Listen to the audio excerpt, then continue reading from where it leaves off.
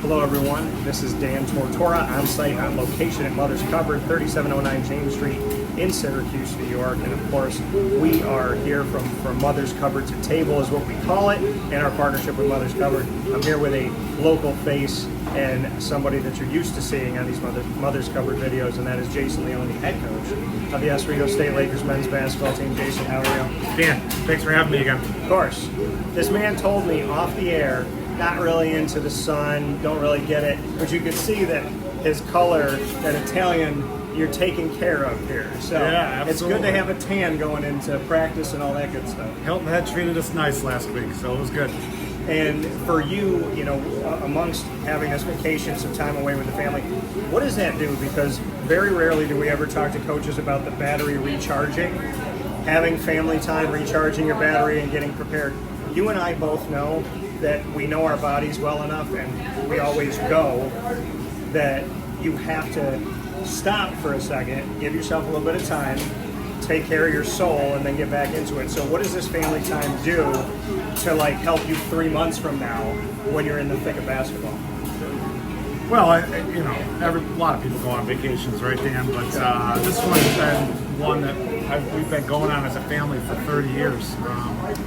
My parents took us, and we'd go with the Nyland family that's synonymous with Leone and locally here at CBA, and then the Paulus family. Everybody knows, Greg Paulus, one of the best athletes. 3 of our families were very close growing up, and then obviously the children got older, my generation, and now we're taking our families, and so there's a rejuvenation that goes on the vacation and time spent with family, but also my wife and kids. When you're in a coach's family, they sacrifice the most, right? Like when I start our season and get going, I'm not home every night. I'm not home to tuck the kids in, and their holidays over Christmas and Thanksgiving are shared with my team, right? And, so it's important that they get that close family time when we go away together. What is it like hanging out with the Nylands and the Pauluses? Since I went to school with 2 of them, Kelly Nyland and Chris Paulus, and I had Greg right behind me. Yeah. Well, they're all younger than me. Yeah. So. No, I know that, but I mean like the families. Yeah, so we just had some great memories growing up on those vacations, and I think all of us are wired, a lot the same. Catholic faith, family's the most important thing, and I think all of us in our own ways have our own unique sense of humor. And that provided a lot of close-knit family laughs. So we speak about travel. Your schedule comes out for the first time ever. Oswego State men's basketball is going to be going to Nashville, Tennessee. Yep. You're going to be going for your first time ever. Yeah, I personally have never been there. So thoughts on Nashville and why you wanted to have such a trip as this during the season? Obviously, in Division III, Dan, we don't have a ton of games out of region, so I think it's really important, especially given our student athletes, like they're paying to go to school, right? So I think one of the things, especially coming out of COVID, we used to do one of these trips every 4 years.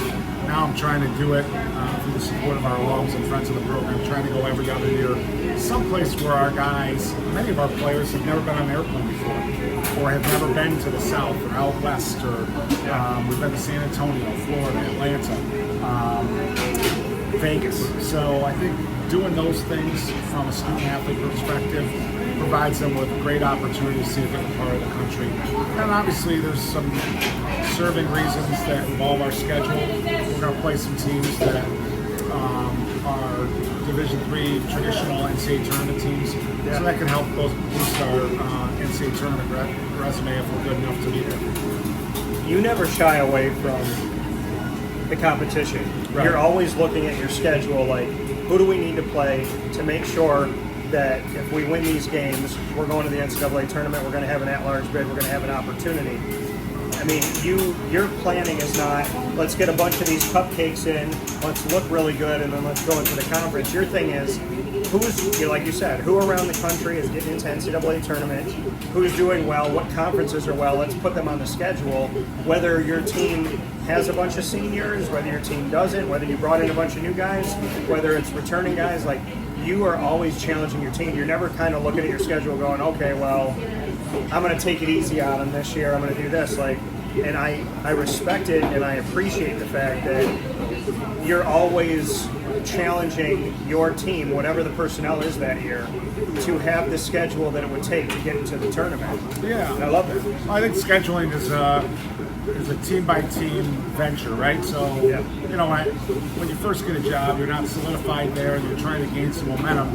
You may schedule a certain way, right? Yeah. Once you're out of school for a number of years, we've been fortunate enough to get the NCAA tournament, our program 9 of the last 14 years.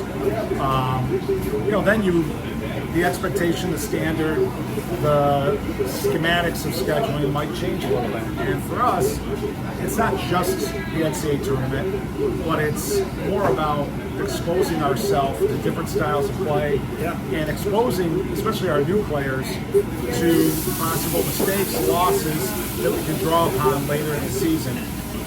The goal is to win the games, but you know, if you don't, you also get some things exposed about your team that then you have a 6 to 8 week process of hopefully improving those faults and getting yourself ready for that last week of February, which is conference tournament. Yeah, and we talk about the conference, and we talk about, you know, scheduling and whatnot. The SUNYAC has been well respected by NCAA Division III when the committee is planning the tournament in men's basketball. But we know there's some teams that have gone out.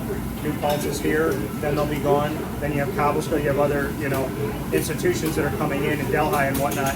How are you navigating that world of the SUNYAC having so much respect that you can be an at-large team if you don't win the conference tournament? We talk about how hard it is. There's over 40 conferences.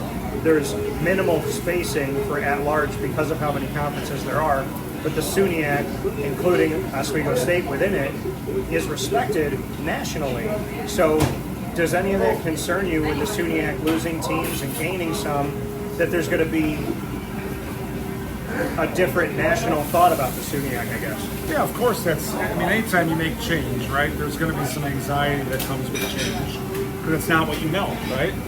So I knew when we had New Paltz, Brockport, Geneseo, with those 10 teams, there was a historical perspective that you can draw and say, okay, if we do this, this, and this, and we don't win the conference tournament, there's a really good chance we're going to get to the NCAAs.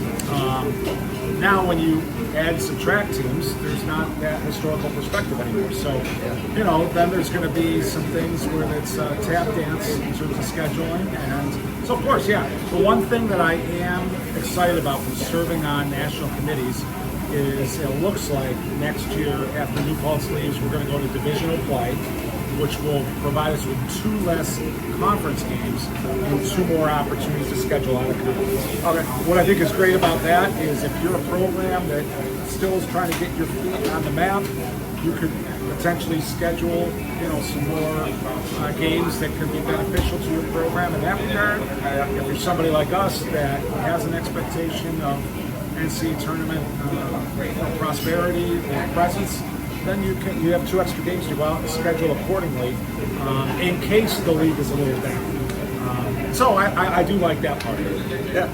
The ACC, 2 less conference games, and we see that now with, you know, in the future of the SUNYAC, giving you an opportunity to have more non-conference. And I think in your case, the way that you schedule and the way that you kind of envision everything is that's going to only be better for you to get a litmus test and a pulse of the country and to see different schemes and different things, because a coach that looks right in front of them maybe can do some things, but a coach that's looking down the road saying, what type of play would we see in the NCAA tournament? What type of play do we see in our conference, right? Your non-conference schedule, you're like, I want to be ready for these conference teams, so maybe we schedule similar defenses. Or I know that this in the tournament is something that kept us out of going to the Final Four, so I want to make sure we play this type of defense or this full court press a couple more games this season. Like, I love the fact that you're thinking the holistic. Yeah, you're gonna find out a lot more about your team playing the better teams in the country, right? I mean, it goes without saying, you look at records, regular season records in any professional sport, they're not going to have as dominant a look as college teams. Why? Because college coaches can schedule their way to records. They can schedule their way to wins. Look at why is Ohio State every year? They have great talent in football, right? But they're playing 3 to 4 teams. They don't leave home ticket for them. Right. They do. It's a neutral site game. So you can look at that in any sport and know college you can schedule your way to wins. You can schedule your however you want. In the pros, the league makes a schedule, so you're not always doing that. Yeah. But a man who's willing to challenge himself and a team that is willing to challenge themselves. And if you have not been out to Oswego, you know that you need to get yourself out to Max Zale Gymnasium. You're going to start the season at home, bunch of home games to start things out. And I'm going to see if Jason will let me get in his luggage for Nashville, Tennessee. But that being said, from Wake of College and Tortora, from Mother's Cupboard to Table, from Mother's Cupboard, 3709 James Street in Syracuse, New York. Get the Q-Smack Mother here and obviously break bread with people that you care about. I'm very blessed and honored that I get to do it with this guy all the time. Thanks, Jason. Thanks, DT. You never need an invite to get to Nashville, buddy. With me. Hey, I got to look at that schedule time, and we got to make it happen. Right. Is it Thanksgiving time? No, right after Christmas. Okay. Oh, no, that's right. It's right before New Year's. That's right. I may be able to find my way down there. So we will talk with you all soon. Stay safe, and God bless. No stress. Do your best.